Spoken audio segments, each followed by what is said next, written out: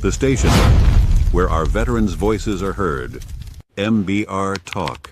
Hey folks, thanks for tuning in. You're giving veterans a voice today.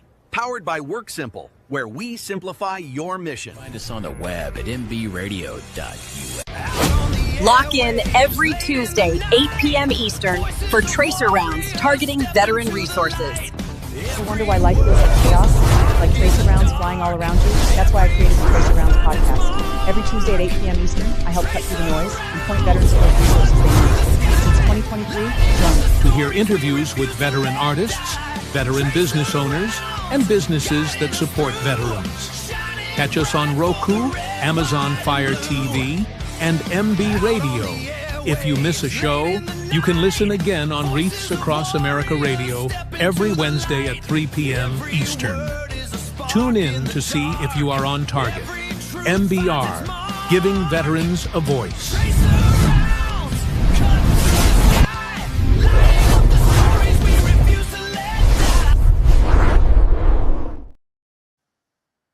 And welcome back to the Tracer Round Show. And I'm Terry, your host. And with me tonight is Shoebob Carey, who is a retired Navy captain. Welcome, Bob. Well, thank you very much for having me on board. I'm so excited to have you because I know there's a backstory to Shoebob, and so we'll save that. And if you want to tell us, you will. But if you don't, then it'll remain a mystery, I guess. But you were in the Navy, obviously, and you were a captain, and you had a varied career. You were surface warfare, and then you were also aviator. So can you kind of talk about your service and talk about why you started in one lane or one direction and then kind of pivoted and did another? Sure. So I started off as a surface warfare officer because with glasses, it was, I wasn't going to be a pilot, and everyone was telling me that, you don't want to be a naval flight officer. You're not the guy with the stick. So go be a ship driver, because then you get to run things. Well, I did my first tour on board a destroyer, and I did that for 1 year, 11 months, 14 days, 53 minutes, 28 seconds. I think you can tell how great I thought that tour was by the specificity with which I clocked it. I'll tell you this: if I had been able to drive and fight my ship as much as I got to fly and fight my airplane, I'd have stayed ship driver. But I didn't join to be a mid-level material manager. I wanted to be a warrior. So I went aviation, and that was very cool. I got to be an A6 bombardier navigator. A6 was a older aircraft. They retired it finally in 1997. And I did that for 8 years. About 8 years. And I was on board USS America, and we served in, we were active in Desert Storm. We were one of the carriers that was sent over there. And so, I don't know, did 35, 40 missions during Desert Storm. And that was, a really impactful part of my life.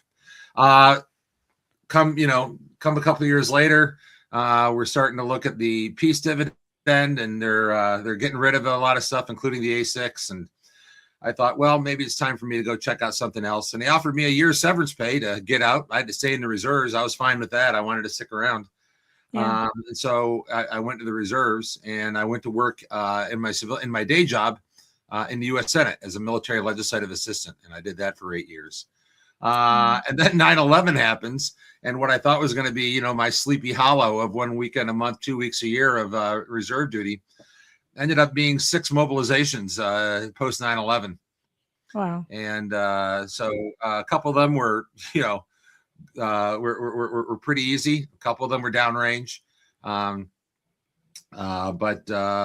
one of the things that's also sort of nice is I actually went back to being a surface warfare officer in the reserves, because I had a wise mentor that, as I was a lieutenant at the time, 03, when I first got into the reserves, and they're like, we're dying for junior officer, commanding officer of 125, 150 sailor reserve units. Go back to being a SWO and we'll make you a commanding officer. It's like, okay, sure. So I send in the letter to the Bureau of Personnel, and I still knew the detailer at the time, and he calls me up and he's like, this is the greatest prank ever. Your old squadron mates sent in a letter saying that you want to be a ship driver again. I said, no, that's actually me. I told him why. So he calls me back about 3 days later, and he's totally confused at that time. He goes, okay, let me figure out what I need to do.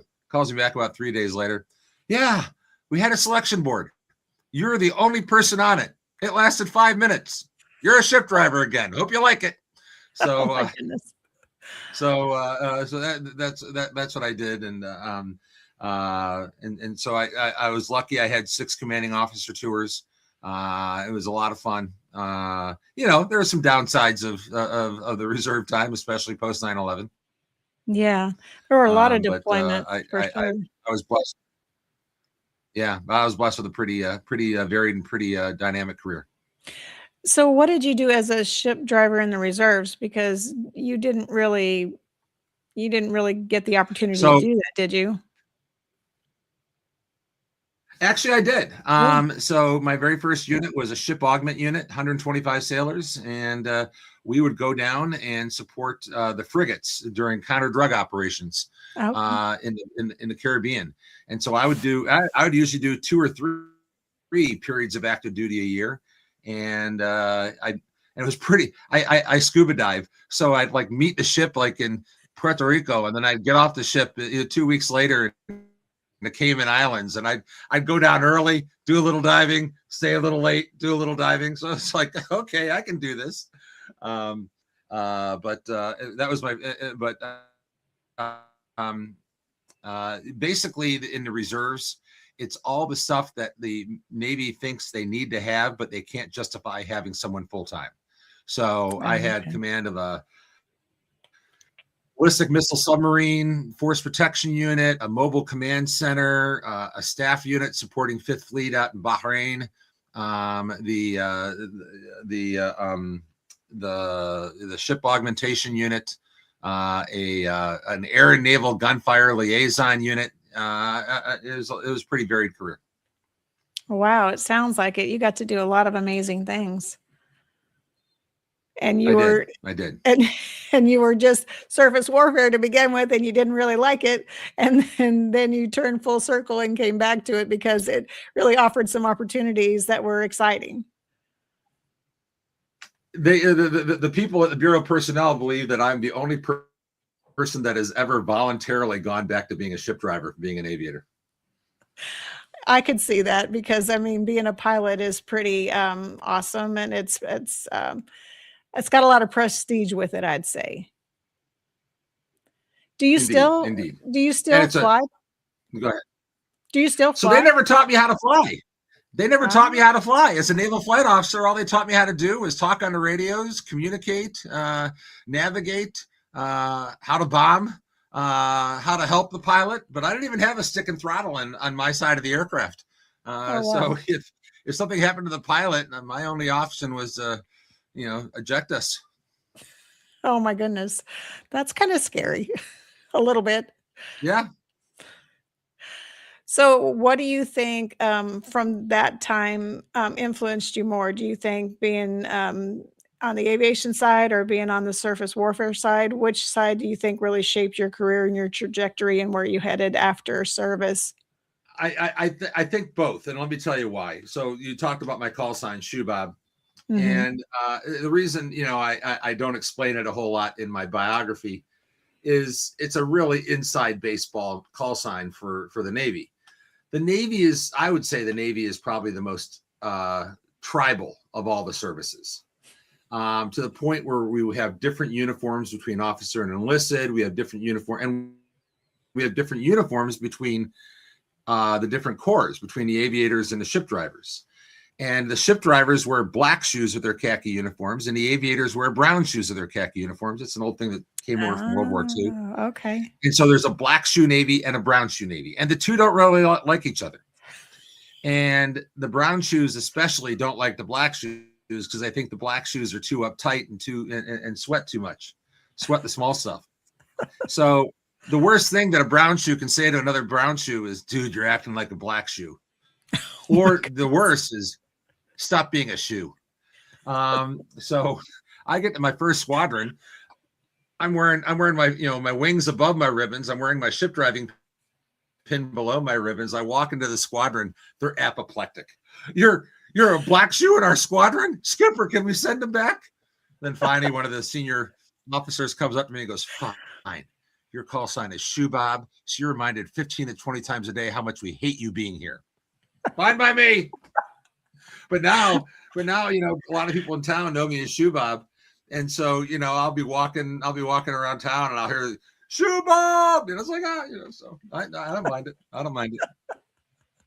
That's funny. I didn't realize there was such a rivalry or a rub between aviators and warfare sailors. That's interesting. Oh yeah.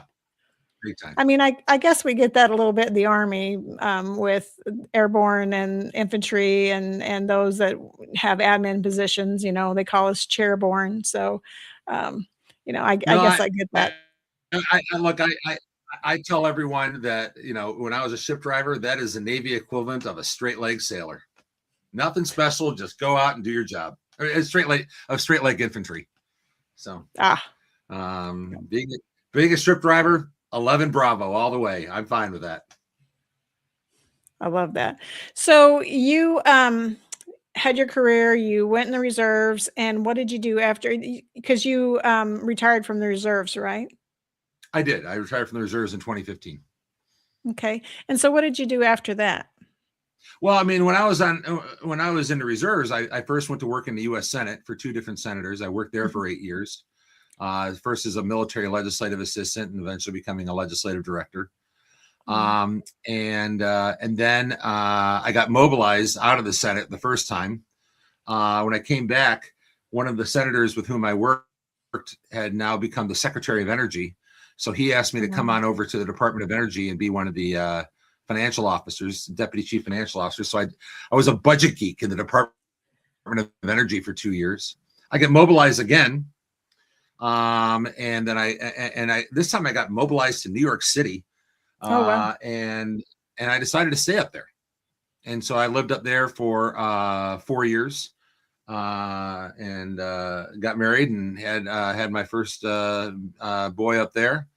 And then I got the opportunity to go teach at the Naval War College. So we moved to Newport, had our second child there, our second son there. And then after that ended, I started getting involved in some of this military voting issues.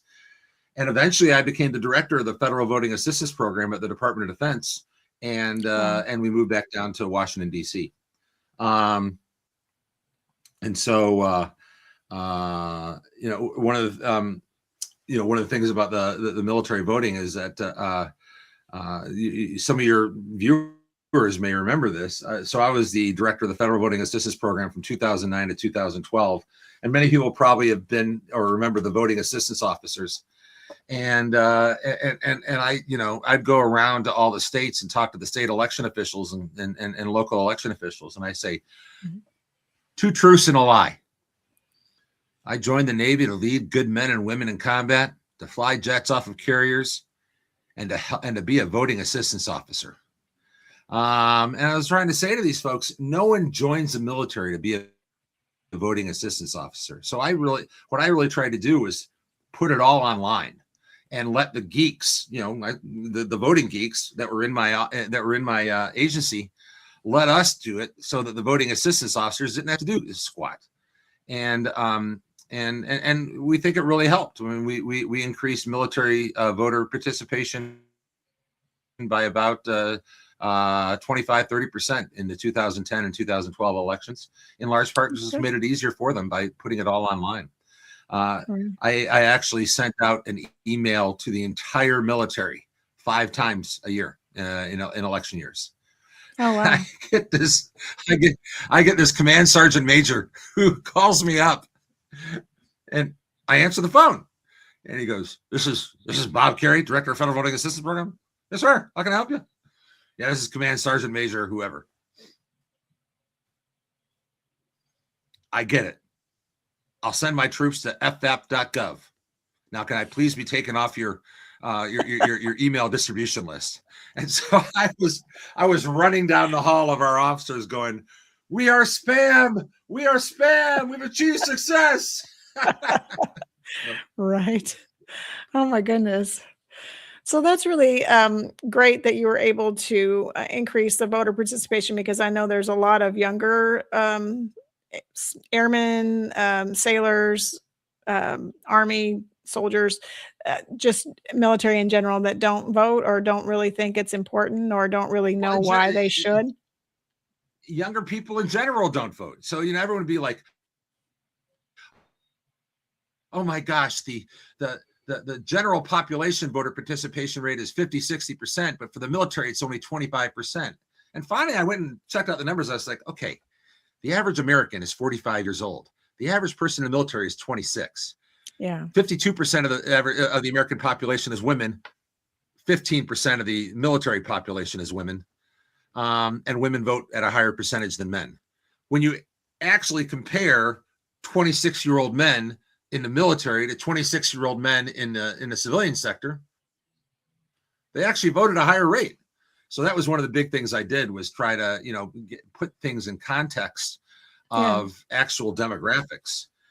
Don't expect 26-year-old soldiers, worried about the staff sergeant drilling them down to vote, to worry about voting the same way that a 65-year-old guy would vote.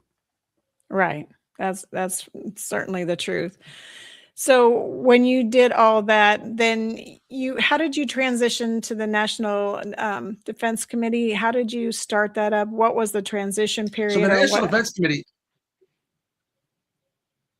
So every single male on both sides of my family for the past 3 generations has been in the Navy, at least for a little bit. And my uncle was a retired admiral. He started up National Defense Committee in 2003. And it was to work on military and veteran legal, constitutional, and civil rights. So I got back. The reason I got involved in military voting is that in 2004, I'm living in New York City. I'm working a couple of political campaigns. I get mobilized 3 weeks before the 2004 election. Too late for me to be able to ask for an absentee ballot. Luckily, I had mobilized, but I had not deployed yet. I was able to take leave, fly home, vote in person, fly back that night. And then on the back end, my mobilization got extended a month before the New York City mayoral election. And we sort of cared about it in New York City because, 8 million people, we cared about a mayoral election. Right. And so I had redeployed back to the States. I had not been discharged yet. Again, I took leave, flew up to New York City, voted in person, flew back that night. And so I was telling my uncle this story, and he gets a call from the Election Assistance Commission, another federal agency that works on elections. And he's like, hey, you want to go testify before the Election Assistance Commission about this? So I go.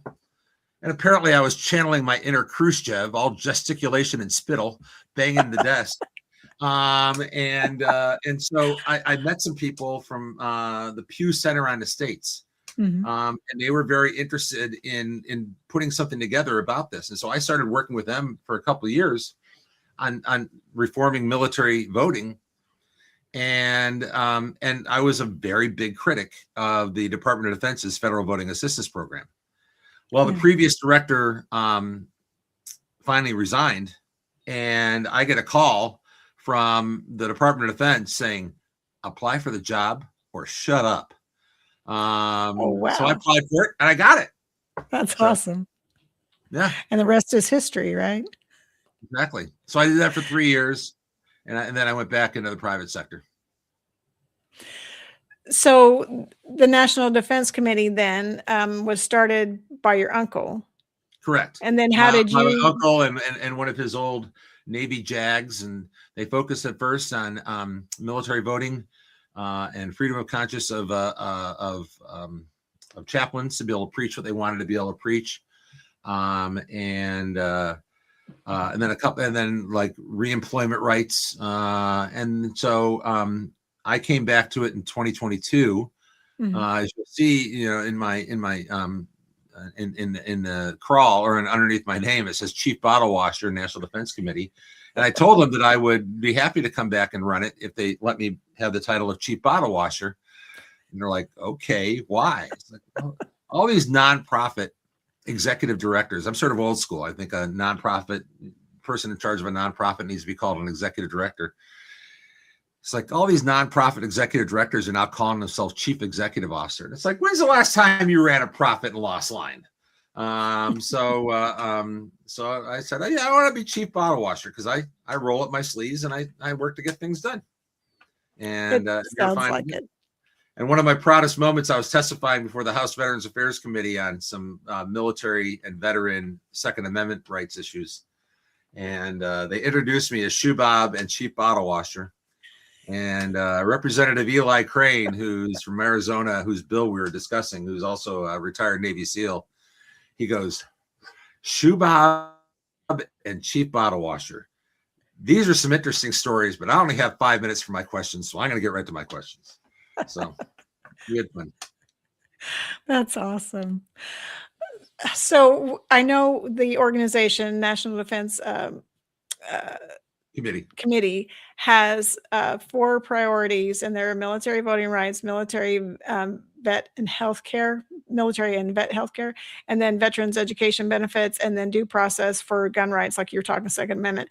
So you're in step with the Richard Starr Act as part of this vet healthcare as a priority.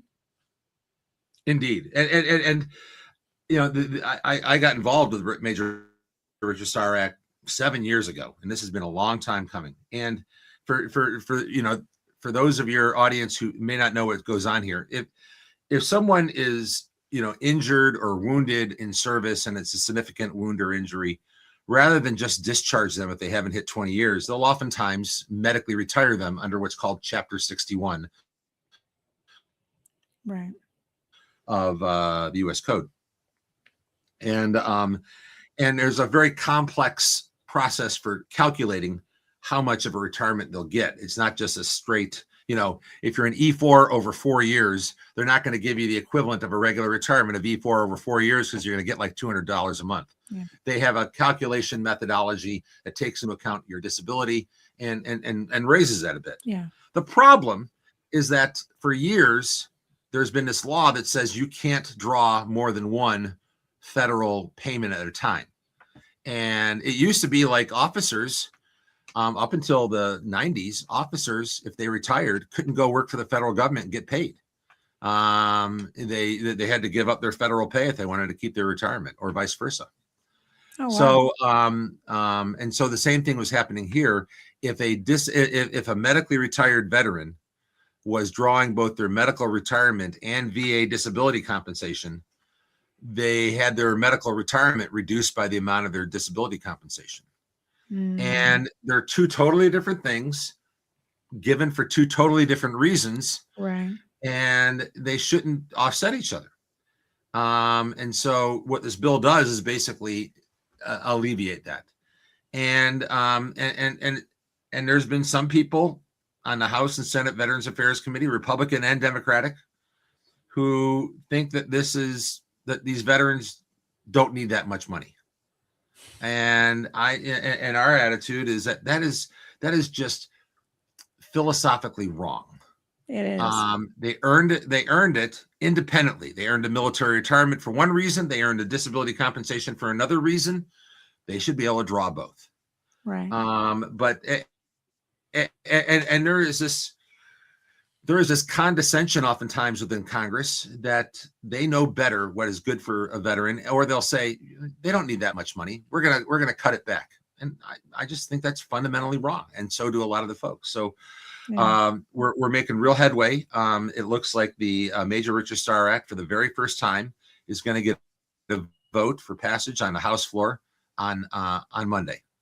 Wow. Excuse me, on Friday.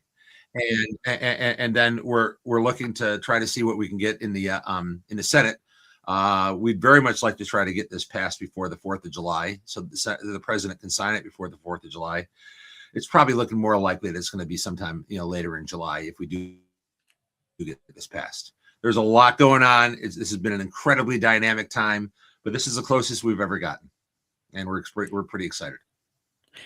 Do you see it passing, or do you still see the resistance? And why so much resistance? I know you said that they feel like the veterans get paid enough and they're not due anything else, but I mean, shouldn't they have enough pushback from the veteran community and their own communities that support veterans to say, we want this. Why are you dragging your feet, or why are you opposing this? So National Defense Committee has partnered with some other organizations in the area. We call them the Billboard Vets. And what they are is a number of rank and file grassroots veterans that banded together and started putting up billboards of the senators that were stepping in the way of the Major Richard Starr Act. And the billboard would say, Senator blank blocked consideration of the Major Richard Starr Act, denying wounded retirees their full pay. And that got a lot of attention. It got a lot of TV stories, and it got a lot of print media stories, and that got a lot of attention. And I think that's actually what broke this free. After 6 years of just sort of running up against the wall, that type of, in your face political activism is what's needed. I mean, back when I worked in the Senate, we would have bills on the floor for 2, 3, 4 weeks. I would work. I would join my buddies at the bar for Friday night happy hour at 11:30 at night, still in a suit, because I'd been on the Senate floor working some bill until 11 o'clock that night. Mm-hmm. And we let people have their ability, let senators have their day in court, offer their amendment, maybe vote it down, but still give them the chance to have that say. That's not the case anymore. Bills are, the leadership and the committee leaders, they decide, off the floor how this is going to look. And they basically present it to the Senate as a fait accompli. And there's no back and forth between the Republicans and the Democrats. And it's unfortunately turned very binary. And so this has happened when the Democrats are in charge. This has happened when the Republicans are in charge. It's like, that governance is really not that big of an issue anymore. What's important is re-election and holding power. And so that, that's one of the fundamental problems here. Because I get it, when you're worried about re-election, you don't want your folks to have to take a bad vote. And oftentimes both Republicans and Democrats will do this. They'll put together an amendment that they know isn't going to pass, but they do it to force the other side to take a vote against it. So they can say, Senator Smith, voted to let more illegal aliens into the country, or Senator Smith voted to cut home heating assistance for your grandma.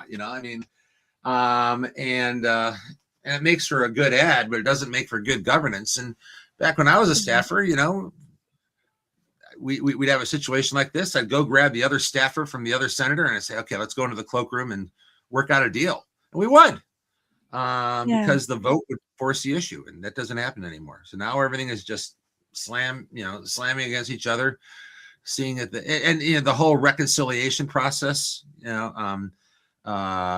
now the primary method of getting any major legislation done. From the time of President Clinton's fiscal stimulus package to the One Big Beautiful Bill Act that President Trump was pushing. But the reconciliation process, which provides an automatic timeline for consideration of a bill and sets aside the filibuster, was never meant for big legislation. But, it's been corrupted into being that. Wow.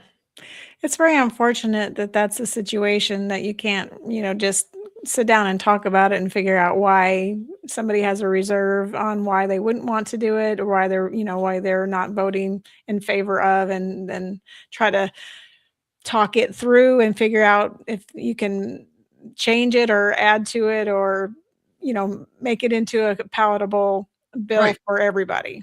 Right. That's crazy. I mean, part of it also is that the federal government has become much larger. In real dollar terms, the federal government has grown about 65% since 2001.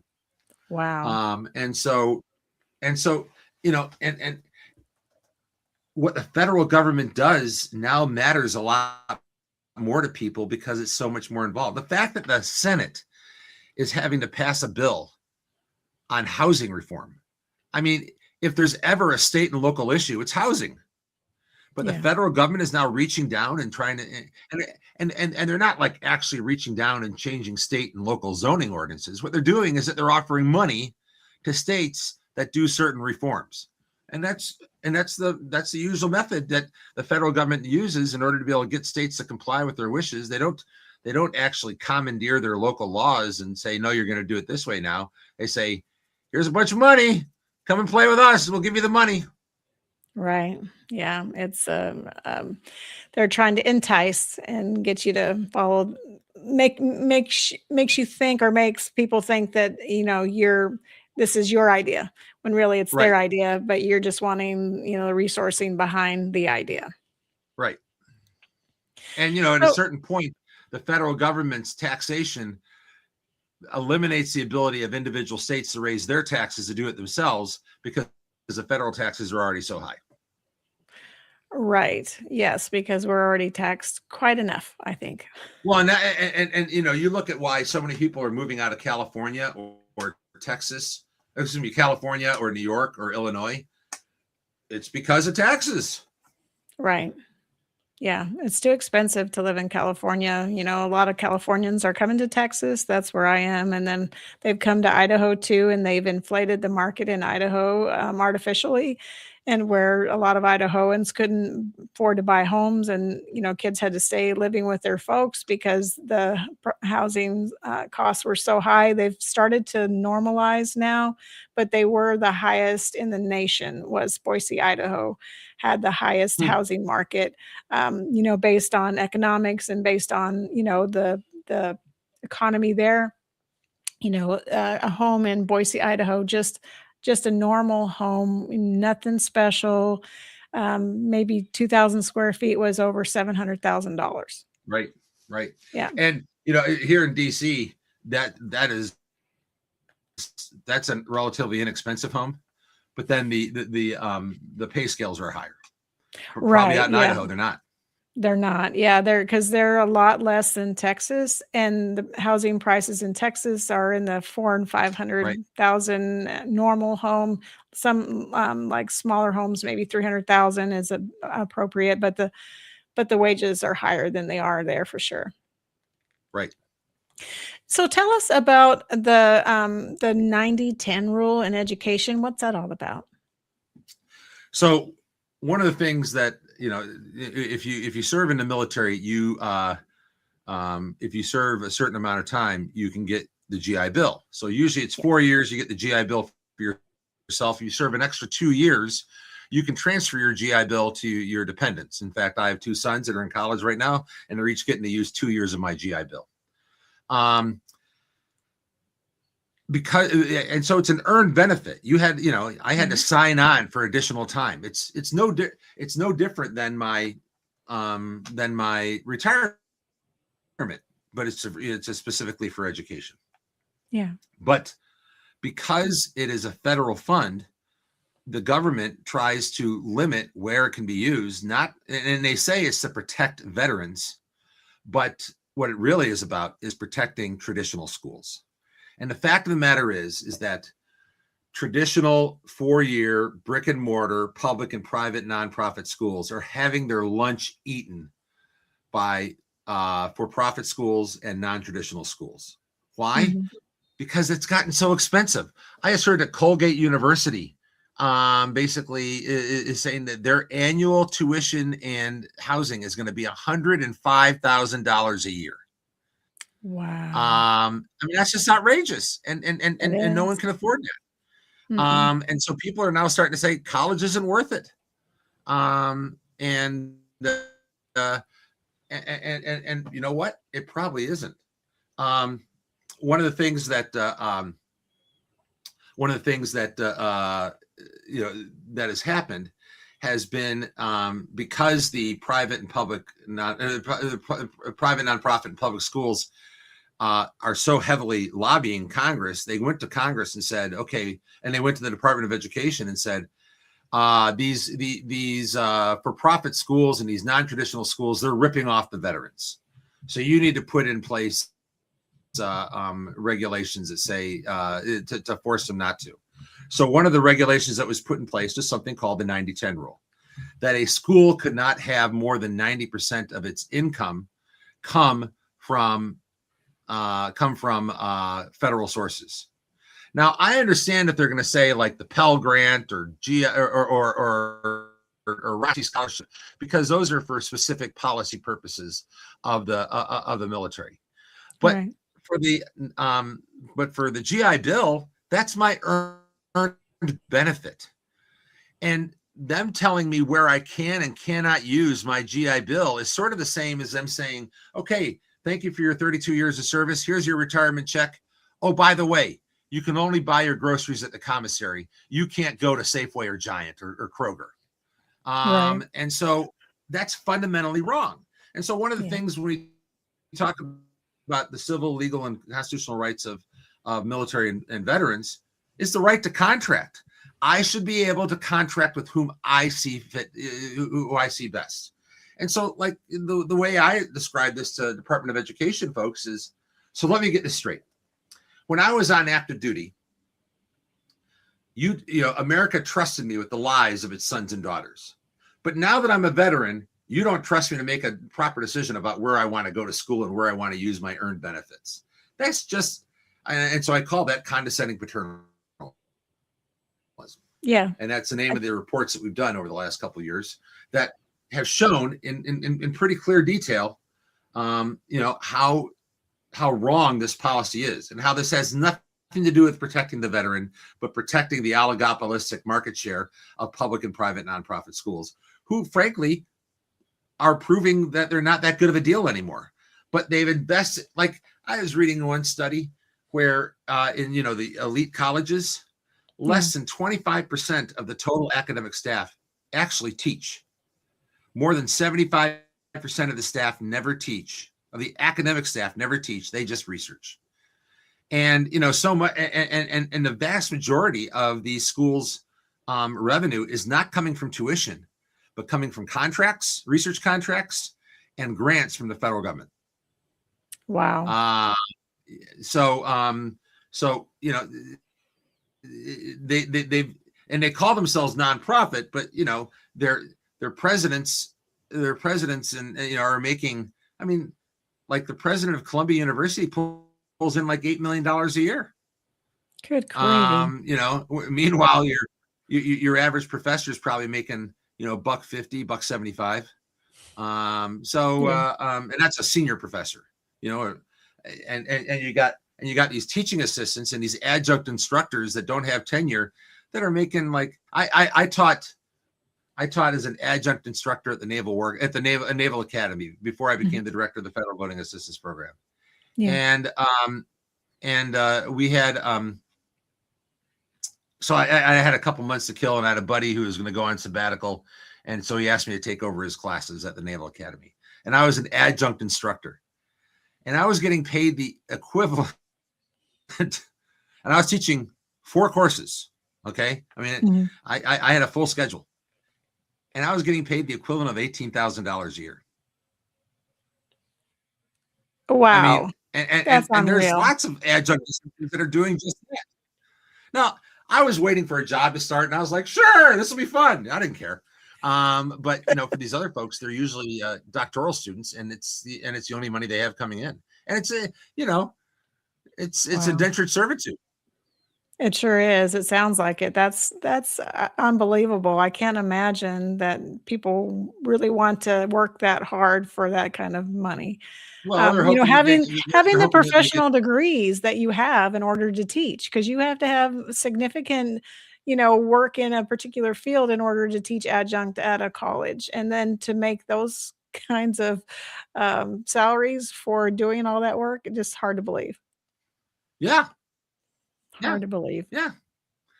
You know, I mean, you know, and you look at the football coaches, and they're oftentimes the highest paid public employee in the state. You know, that is true because I know of a person that works on a school board and they have to approve all the stipends for all the teachers. And we're talking about high school is what I'm referring to now, but Right. high school coach, the stipends that some of these teachers get for coaching and doing this stuff are unreal. And I had absolutely no idea they get these types of stipends, but they're Yeah. significant. They're a lot more than I get paid. Let me just say. Hey, are you down in Texas? Yes. Friday Night Lights is big business. It is. It is. A lot of these schools bring in a lot of money with Friday night football. Yeah. And some of those coaches, they make pretty good money for being high school coaches. Yeah. You know, not even at the Right. collegiate level, you know, they're still doing pretty good. It's very surprising. Yeah. But you can see where the So, priority so, is. so the 90-10 rule was put in place in order to be able to try to prevent the non-traditional schools from getting all these students. And the reason that veteran students overwhelmingly use them is because so many of these veteran students are 22, 23, 24 years old as a freshman. They may be married. They're like, they don't want to go. They don't want, they want a job while they're going to school, and they don't want to, go to a 4-year brick and mortar school and hang out with a bunch of 18-year-olds. So they go to schools that provide, part-time education and online education. Right. Look, I'm pursuing my doctorate right now. I'm doing it online. It's real work. It is real work. Yes. They bust my butt. They hold me accountable. Right. The school, it can't manage its way administratively out of a paper bag, probably because it's online, but the academics are good. Right. And I used to teach. I used to teach at the Naval War College at the graduate level, and I taught at the Naval Academy in the undergraduate level. I have some idea about what's good and what's not, and this is real. But it wouldn't fit under what the 90-10 rule demands. And this is just more of Congress and stakeholders trying to use the government in order to be able to protect their market share. So is there any move to repeal it? Is there any? There is. Senator Banks of Indiana, a veteran himself, has recently introduced legislation to repeal it. Now, last year, the One Big Beautiful Bill Act, the reconciliation bill, did actually reform this. And it basically applied an equivalent of another type of rule called gainful employment. Used to be that that schools couldn't get federal dollars, even GI Bill money, if they couldn't prove that their students made more than someone that didn't go to college. But the algorithm that was used was pretty specious, so it was an unfair rule to begin with. But it was only applied to the non-traditional colleges and for-profit schools. And so the One Big Beautiful Bill Act changed that, so now it applies to all schools. Because as you'll find in our report, online, condescending paternalism, even before this happened, while these rules only applied to the private nonprofit schools, to the non-traditional schools, academic studies showed that 30-40% of the public and private nonprofit schools would also fail to meet the requirements of these rules. So now the rules apply. Now at least the financial transparency rule apply, or the gainful employment rule applies universally. But Senator Banks is also working to get rid of the 90-10 rule, and we continue to work on that as well. So do you think it'll be coming up anytime soon for them to vote on, or do you think there's still a ways to go with that one? There's probably still a ways to go with that one. Generally, what you find is that a bill doesn't pass on its first time being introduced. It generally takes a couple Congresses to get the you introduce the bill in Congress number one. You gin up some support. You get the stakeholders behind it. Maybe you have a hearing or two, and then generally you got to reintroduce it in the next Congress, and then you actually might get some action on it.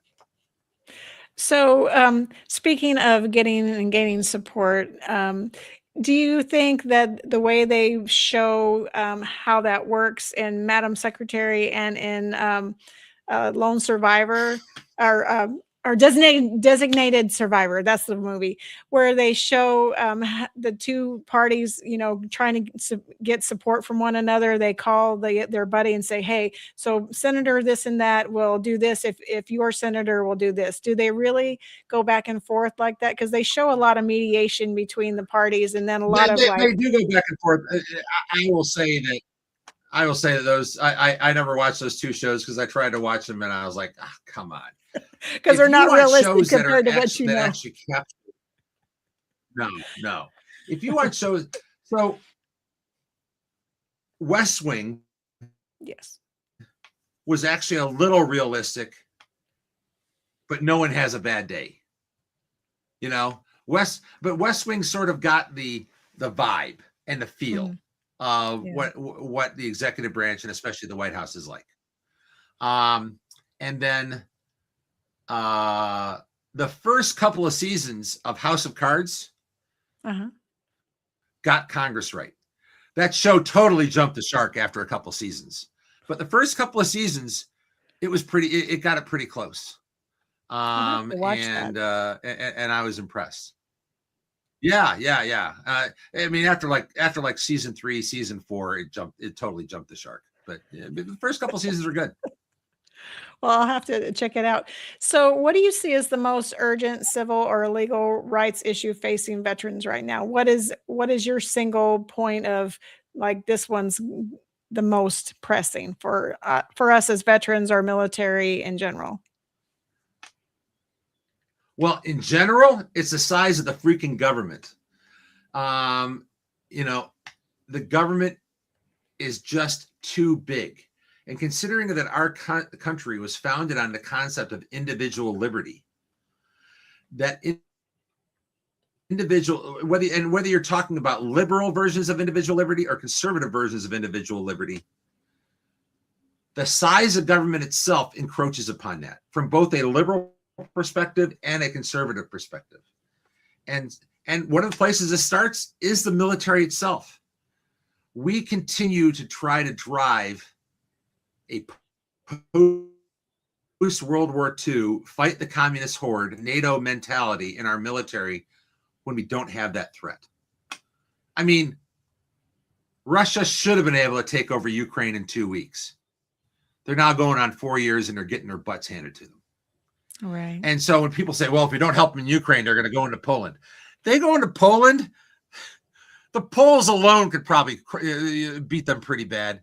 But the fact that the rest of NATO is already there, I mean, that it'll be over before it starts.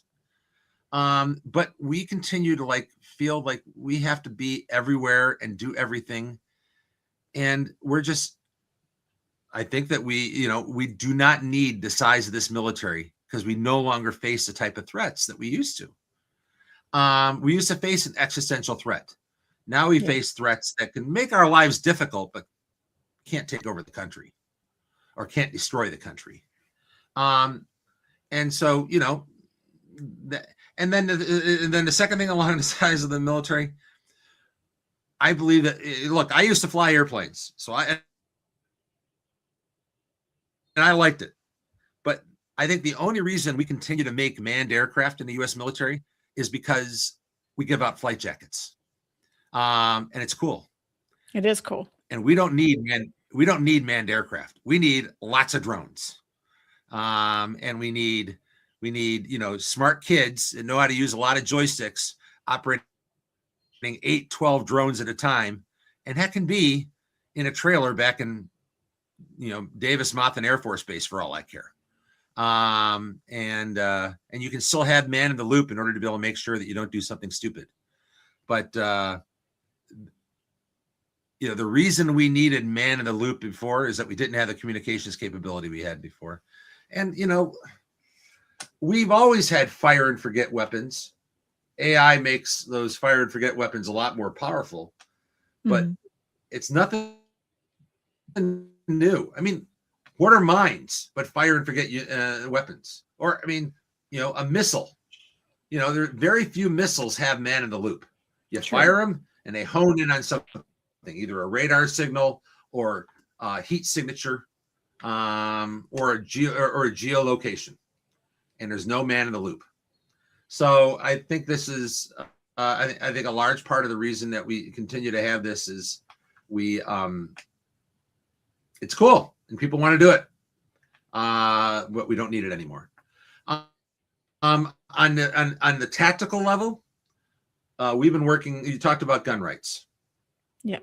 There is a program within the Department of Veterans Affairs called the Fiduciary Program. And any rating official or any doctor can say, I don't think this veteran is capable of handling their veterans benefits anymore. So I'm going to refer them to the Fiduciary Program. And the Fiduciary Program is basically a bunch of bureaucrats sitting in the VA central office headquarters. And they make a determination, a bureaucrat, no court, makes a determination as to whether you are competent enough to handle your VA benefits. And since it's only the VA benefits they control, they say that due process isn't required. Now, here's the rub. Back in 1998, there was a law, and back in 1994, there's a law passed called the Brady Gun Violence Prevention Act. Right. Yes. And in 1998, the Clinton administration is bringing out their gun purchase database called the NICS database. And when you go to purchase a gun and they do a background check on you, they do it through the NICS database. And there's a lot of valid reasons why someone might be denied a gun. They're a felon. They're institutionalized. Whatever. Right. But the Clinton administration was finding that it didn't have enough people in the database, and so they wanted to get more people in there. And they specifically wanted to get more people in there who are determined to be mental defectives.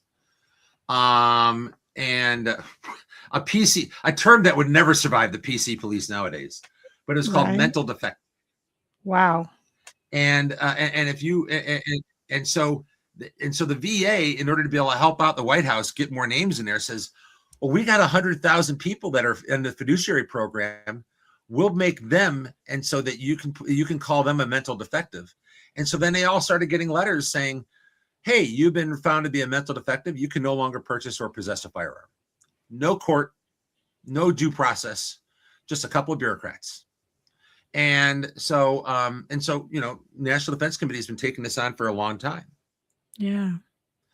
There was recently and so, but it has really driven a lot of veterans to not seek healthcare for fear that someone's going to, refer them to the fiduciary program.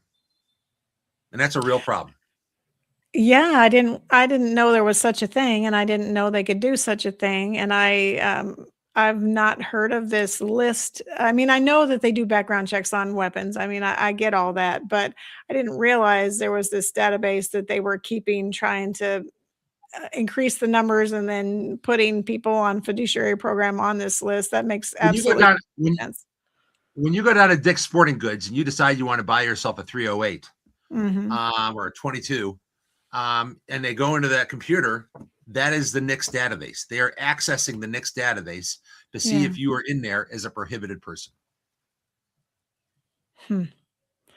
That's very scary to hear that. Yeah. Yeah.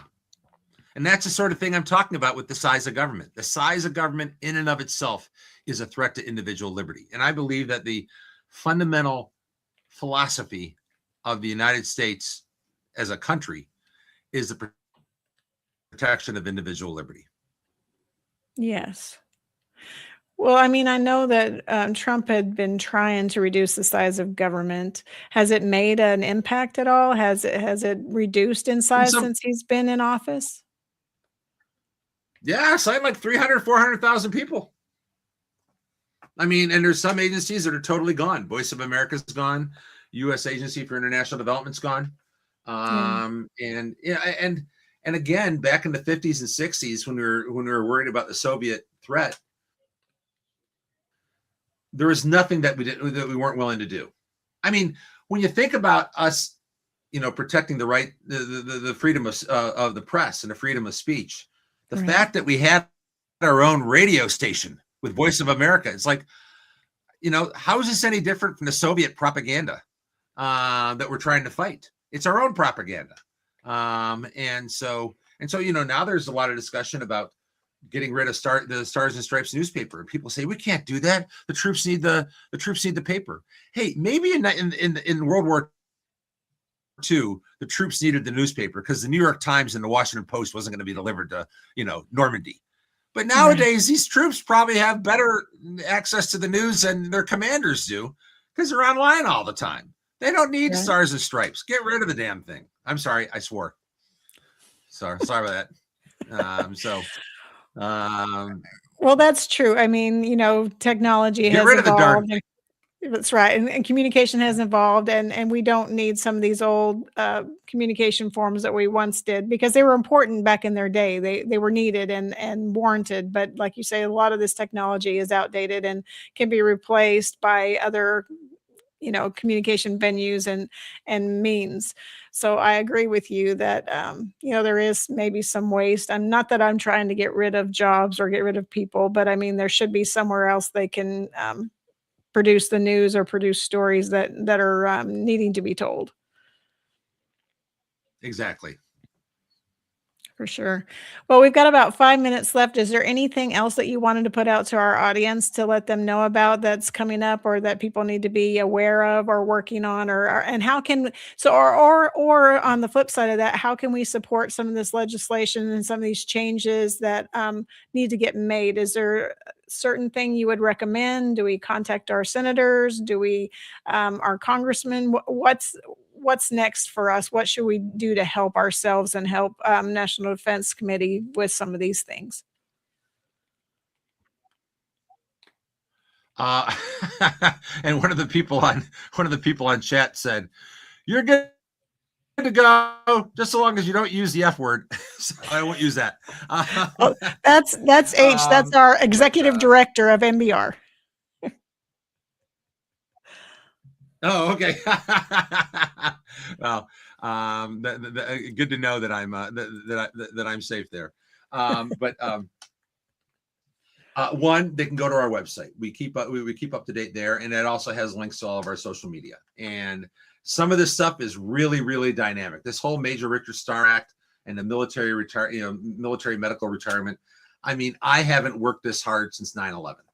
On Thursday, I had an incredible day. I made 43 phone calls.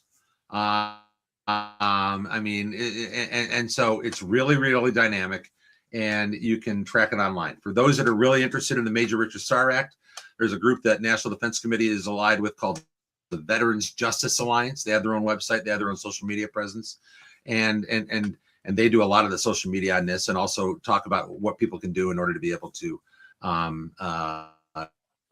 get things done. Another one is called passtheact.org, and they can check them out. We work with them we're allied with them as well. I call these groups the billboard vets because they're the ones that started up the billboards, and it's a bunch of rank and file guys and gals who said, I've had enough and I want something different. So the other thing is,